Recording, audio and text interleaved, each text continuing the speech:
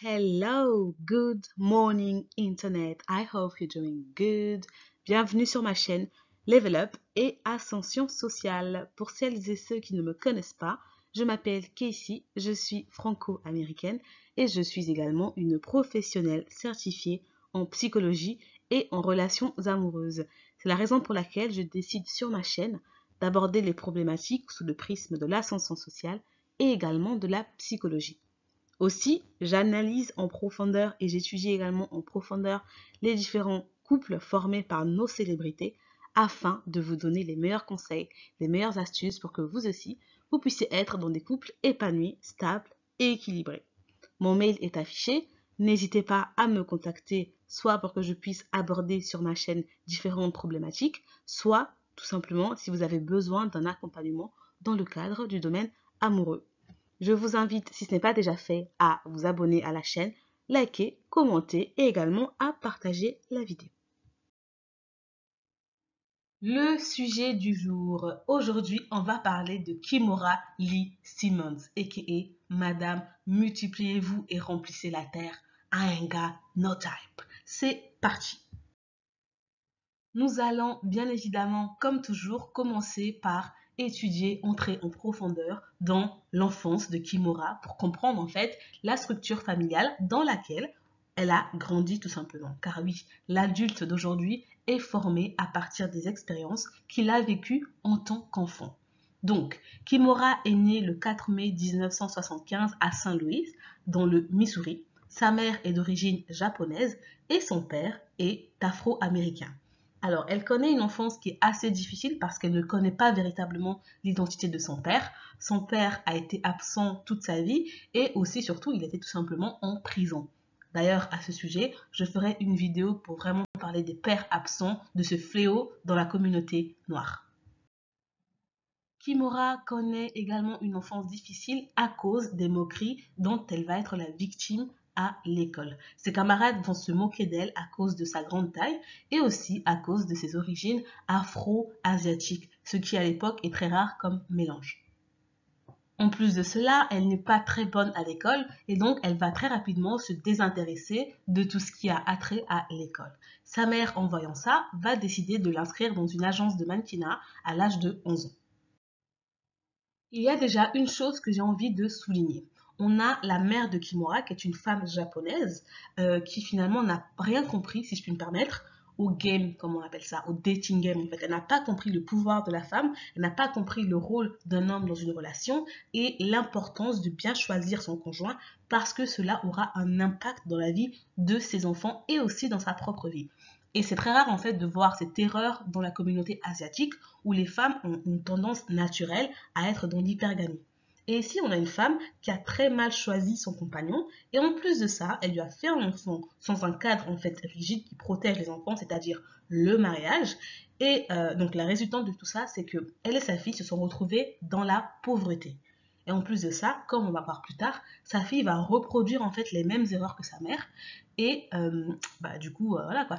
Tout ça pour dire que en tant que parent, vous devez savoir, vous devez comprendre que vous êtes le modèle en fait de vos enfants. Vos enfants auront une tendance naturelle à imiter tout ce que vous allez faire. C'est pourquoi il est important de faire les bons choix tant que c'est possible.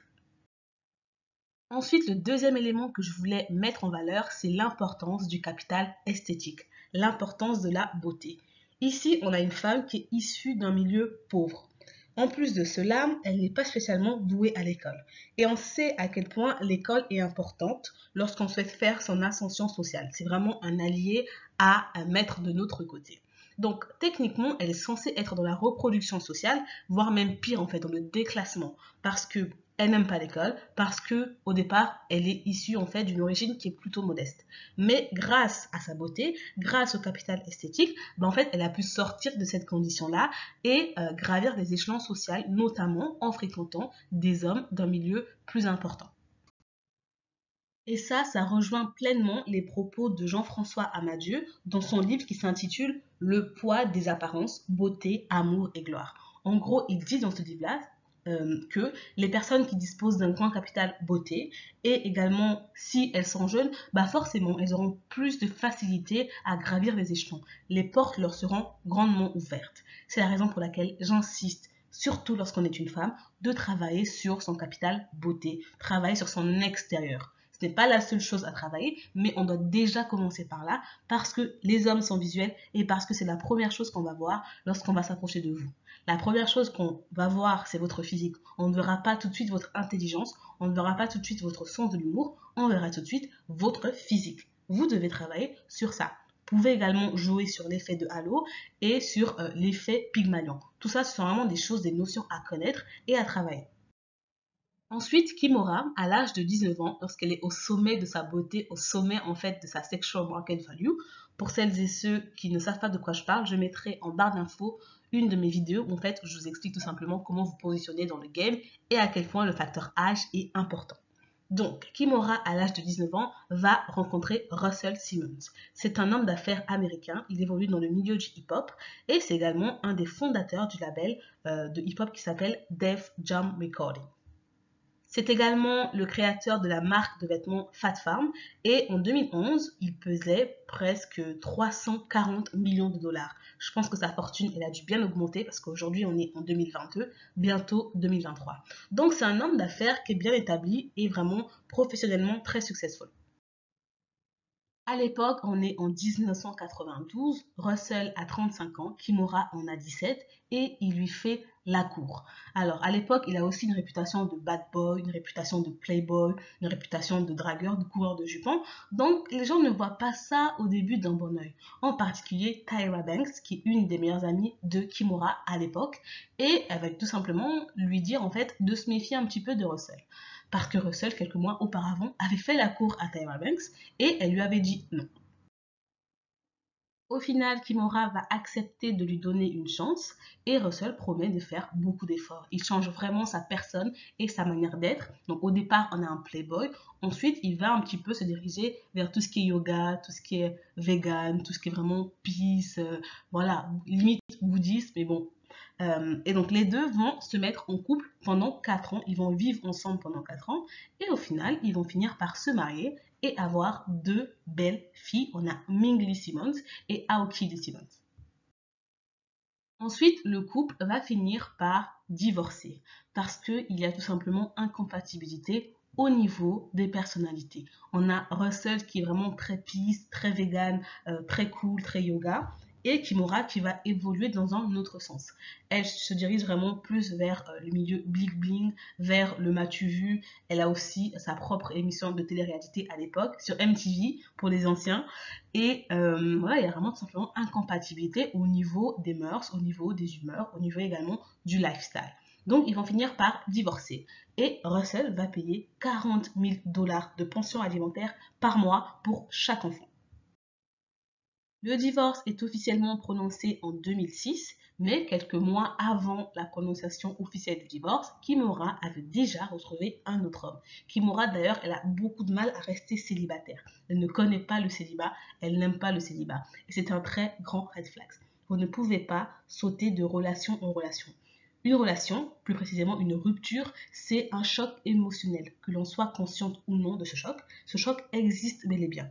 Donc, vous devez vous poser entre chaque relation, vous devez prendre le temps de faire le point et également de vous recentrer sur vous, de voir ce qui a marché, ce qui n'a pas marché. Vous devez vraiment étudier en fait cette relation pour aller de l'avant. Kimura va se mettre en couple avec Djimon Hounsou, qui est un acteur d'origine africaine. Et donc les choses se passent très vite en fait entre eux. Ils vont emménager très rapidement comme ça, ce qui est aussi un très grand red flag. Et très rapidement, ils vont avoir un enfant ensemble qui s'appelle Kenzo Lee. Alors, les choses au début sont plutôt idylliques. Djimon dit qu'il apprécie beaucoup la beauté de Kimura, il la trouve très belle, intelligente et il adore ses valeurs familiales. Mais très rapidement, il y a de l'eau dans le vin, il y a de l'eau dans le gaz.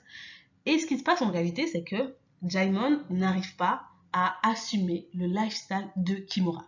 Kimura, comme je vous l'ai dit tantôt, avait vraiment en fait augmenté en termes d'exigence. C'est-à-dire qu'elle voulait vraiment un lifestyle, elle était dans le glamour, dans le chic, dans le fabulous, comme elle le dit. Mais Djimon n'est pas un milliardaire. Diamond n'a pas la fortune en fait de Russell et donc il n'arrive pas à assumer ce lifestyle-là. Et Kimura, parce qu'elle est amoureuse évidemment de son homme, va utiliser l'argent de son ex-mari, qui est Russell, pour financer le lifestyle avec son nouvel homme. Et donc, comme je vous l'ai dit tantôt, Russell payait 40 000 dollars par enfant par mois de pension alimentaire. Et au moment où en fait il se rend compte, il dit mais en fait on se manque de qui là? Donc il va vraiment fermer les robinets et ça va être en fait le début de la fin de ce couple. Donc les choses, les red flags déjà par rapport à ce couple sont assez visibles. Déjà, on s'installe rapidement, comme ça, avec un homme. C'est très grave. Il faut prendre le temps d'étudier un homme avant de s'installer avec lui. C'est très important. Et ensuite plutôt, je vous déconseille en fait de vous installer avec un homme sans être marié. Parce que rien de bon honnêtement, ne pourra ressortir de toute cette histoire. Et aussi, l'autre red flag que j'ai vu, c'est le fait de faire un enfant rapidement. Pourquoi est-ce que vous êtes pressé? Pourquoi est-ce que vous voulez absolument donner une descendance à un copain, à un homme qui ne vous a pas épousé? Ne faites pas ça. Un enfant, c'est un lien qui est à vie. Donc, avant de faire un enfant avec quelqu'un, prenez le temps d'étudier la personne, de l'analyser sur tous les points. Donc, quand Russell s'est rendu compte que Kimura finalement utilisait son argent pour financer son lifestyle avec son nouveau copain, il l'a très mal pris et a décidé de fermer les robinets. De son côté, Diamond en fait c'est assez compliqué parce qu'il est acteur et on sait que les acteurs n'ont pas des sources de revenus qui sont stables en fait, qui sont régulières. Et voilà, les revenus sont plutôt en dents de scie, donc c'est pas toujours homogène, c'est pas toujours régulier. Donc la raison en fait principale de la rupture de ce couple, c'est tout simplement la raison financière. D'ailleurs, on a des blogs people américains qui en parlent et qui disent que Kimura a financé son mec avec l'argent de son ex, c'est assez marrant. Kimura et Jaimon vont se séparer après 5 ans de vie commune en 2012. Et les choses se passent étonnamment très bien, surtout au niveau de la coparentalité, parce que Russell est le parrain de l'enfant de Kimura et de Jaimon. Donc du coup, c'est assez marrant. Et bah voilà, comme je dis, les choses se passent très bien. Mais comme j'ai rappelé tantôt, Kimura n'aime pas être célibataire. Donc, quelques mois après, elle rencontre une autre personne, elle rencontre un autre homme du nom de Tim. Tim Lesnar est un banquier de profession et la rencontre entre lui et Kimura s'est faite de manière hasardeuse.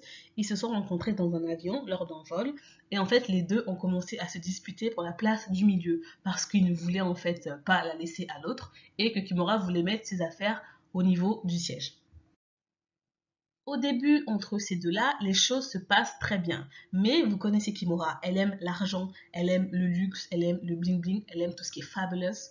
Et Tim, en fait, il gagnait bien sa vie à l'époque. Il faisait des six figures, comme on dit en anglais. Mais ce n'est pas non plus un multimillionnaire comme Russell Simons ou comme Jaimon, l'ex-conjoint de Kimura.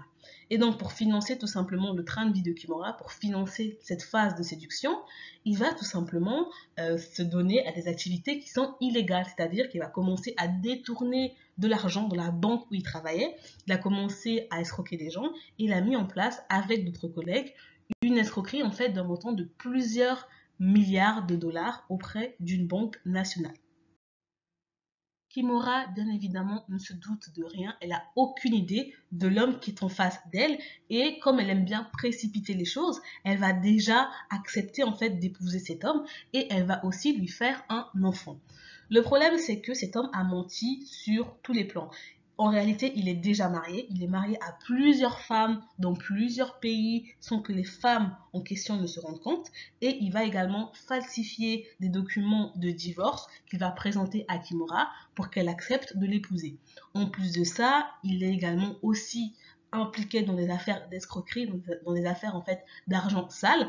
Et tout ça en fait, Kimura ne le sait pas parce qu'elle n'a pas pris le temps d'étudier cet homme-là et non plus le temps de faire tout simplement des enquêtes sur cet homme. Rappelez-vous, je vous dis qu'il y a toujours des enquêtes à faire lorsque vous voulez être sérieusement en couple avec un homme, y compris une enquête sur le plan financier, sur le plan de la morale, sur le plan juridique. Donc, Kimura, sans le savoir, un an après sa séparation avec son ex-conjoint, elle se retrouve mariée, enceinte et déjà maman d'un petit garçon avec cet homme qui en réalité est un escroc. Et cet homme va se faire choper, évidemment, par le FBI. Et comme justification, il va dire qu'il avait besoin de plus d'argent pour financer son style de vie avec Kimura, pour financer en fait les besoins, les désirs, les caprices de Kimura. Et donc, il a eu les yeux plus gros que le ventre. Le scandale est révélé au grand public, tout le monde est au courant que Kimura a épousé un escroc et que les choses en fait se sont très très mal passées. Ce qui se passe en fait aussi, c'est que cet homme, avec la complicité de Kimura, a essayé aussi d'arnaquer Russell Simon, donc le premier mari de Kimura, en essayant en fait de prendre toutes les actions dont il dispose pour financer tout simplement ses frais d'avocat et pour payer aussi la caution qui allait le faire sortir tout simplement de prison. Le problème, c'est que Russell Simmons s'en est rendu compte et naturellement, il a porté plainte contre Tim et contre Kimura aussi. Kimura se rend compte que cet homme n'a pas d'argent et qu'elle risque en fait d'aller en prison à cause de ses bêtises. Donc, elle décide enfin de mettre un terme à cette relation. Donc là, elle se retrouve avec 4 enfants biologiques parce qu'entre-temps, elle a adopté un autre petit garçon. 4 enfants biologiques avec 3 pères différents. Vous pouvez les apercevoir à l'écran. Donc tout à ma gauche, c'est le fils adoptif qu'elle a adopté du coup. Et ensuite, on a Kenzo, on a le tout dernier avec Tim et on a les 2 filles de Russell Simmons. Quelles sont les leçons à retenir de toute cette histoire? La première leçon à retenir, c'est que le capital beauté, le capital esthétique compte. C'est très important. Le beauty privilege existe. Et vous devez absolument travailler sur ce capital-là. Vous devez travailler sur votre physique, votre aspect extérieur. Je ne dis pas que c'est la seule chose à travailler, mais en tant que femme, c'est la chose la plus importante à travailler. Après, évidemment, il y a l'aspect intérieur, les connaissances, le mental health, comme on dit en anglais, la santé mentale, etc. Mais la première chose qu'on va regarder chez vous, ce n'est pas votre intelligence, ce n'est pas votre sens de l'humour, c'est votre physique. Donc, vous devez le travailler. Et en ayant un bon physique, en jouant sur l'effet de halo, en jouant sur l'effet Pygmalion, on peut déjouer tout simplement la reproduction sociale, partir d'un niveau très bas et finalement se retrouver au sommet par rapport à la hiérarchie sociale. Ensuite, la deuxième chose qu'il est important de comprendre, c'est que vous devez choisir un homme qui est aligné par rapport à vos valeurs. Si dès le départ, les valeurs ne sont pas bonnes, les valeurs ne se correspondent pas, bah forcément, ça va finir en échec. Ce qui nous entraîne naturellement au troisième point, il est primordial d'étudier un homme avant de se mettre en couple avec celui-ci. Et j'avais fait une vidéo il y a quelques temps, je la mettrai en barre d'infos, sur les 10 points à checker avant de se mettre en couple, en relation sérieuse ou même d'épouser un homme. Et parmi ces points, il y a naturellement l'aspect financier. Parce que lorsque vous épousez quelqu'un, l'État, enfin dépendamment du régime matrimonial que vous aurez choisi, l'État vous tiendra responsable en fait de ses dettes. Et donc il est hors de question pour vous, enfin j'espère en tout cas pour vous, de vous retrouver à payer en fait les dettes de quelqu'un d'autre.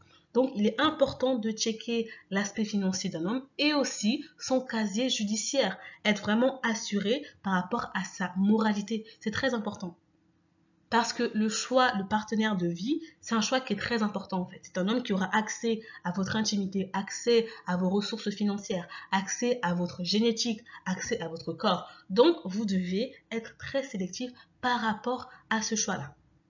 Ensuite, on arrive à l'avant-dernier point. Ne vous mettez pas en ménage avec un homme sans véritablement le connaître. C'est-à-dire, ne vous installez pas dans la même maison sans mariage. Et même quand vous êtes marié, comment dire, tout de suite, ne faites pas d'enfants en fait. Vraiment, prenez le temps à l'intérieur du mariage d'étudier cet homme-là. Parce que, comme je dis souvent, un mauvais mariage peut être terminé. On peut toujours divorcer. Et aujourd'hui, malheureusement, c'est une chose qui est devenue complètement banale de divorcer. C'est plus aussi choquant que ça l'était. Par contre, faire un enfant sans avoir étudié au préalable cette personne ou alors de manière précipitée, ça c'est une véritable erreur. Parce qu'un enfant ne peut pas être retourné, si je puis me permettre. Un enfant, c'est vraiment une attache solide et vous avez l'obligation de nourrir, de chérir cet enfant jusqu'au moins à ses 18 ans. Donc, quand vous entrez en ménage, prenez le temps de comprendre, d'étudier, de bien connaître ce partenaire avant de faire des enfants. On n'est pas pressé, rien ne presse. Il vaut mieux vraiment prendre le temps et à la limite faire un enfant un petit peu plus tard plutôt que de se précipiter comme ça et faire un enfant avec un escroc. C'est très grave. Enfin, dernier point, prenez le temps de vous poser entre chaque relation. Chaque rupture est une vraiment émotion forte que l'on va vivre et donc que l'on soit consciente ou non, on doit prendre le temps de processer ça. On doit prendre le temps de travailler sur ça. Donc ne sautez pas comme ça de copain en copain, d'homme en homme. Prenez le temps de vous recentrer, de vous reposer et de mieux vous connaître, de faire vraiment un bilan de ce qui a fonctionné ou non dans les anciennes relations. Une des erreurs très très graves que Kimora a commises, c'est que après chaque rupture, elle sautait comme ça d'homme en homme, de relation en relation. Donc, selon moi, je pense qu'elle n'a pas pris le temps de se connaître, elle n'a pas pris le temps de réellement comprendre qui elle était.